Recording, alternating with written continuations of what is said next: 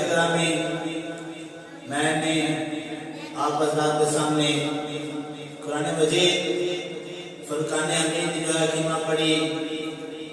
اس کلمہ کے اندر اللہ رب العالمین نے اپنے پیارے محبوب کی رسالت عامہ کا ذکر فرمایا۔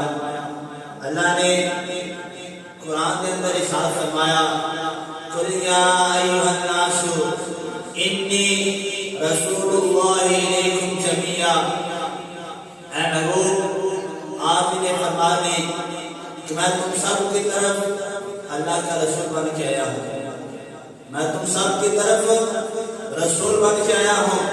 حضرات گرامی، اس کلمہ میں اللہ رب العالمین نے حضور صلی اللہ علیہ وسلم کی رسالت عامہ کا ذکر فرمایا، اور سب کے لیے اللہ نے اپنے محبوب کو رسول بنا کر بھیجا۔ اس لیے انسانوں میں چاہے وہ یہودی ہو، چاہے نصرانی ہو، چاہے مجوسی ہو، یا کافر ہو یا مسلمان ہو، خواہ کوئی بھی ہو، حضور صلی اللہ علیہ وسلم کی رسالت سب کے لیے ہے۔ حضور کی رسالت سب کے لیے ہے۔ حضرات گرامی، اس میں کوئی شک نہیں کہ حضور صلی اللہ علیہ وسلم سب کے رسول بن کے آئے، ساری مخلوق کے رسول بن کے آئے۔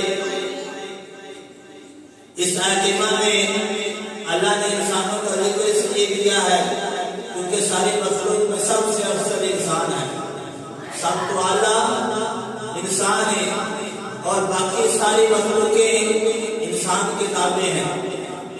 شان والے مخلوق انسان ہے اور باقی ساری مخلوقیں انسان کے تابع ہیں۔ اس لیے اللہ نے انسان کا ذکر کر کے فرما دیا کہ میرا محبوب سب کے لیے رسول بن کے آیا۔ حضرات گرامی، حضور صلی اللہ علیہ وسلم کی رسالت سب کے لیے اللہ نے قرآن میں ارشاد فرمایا۔ اللہ نے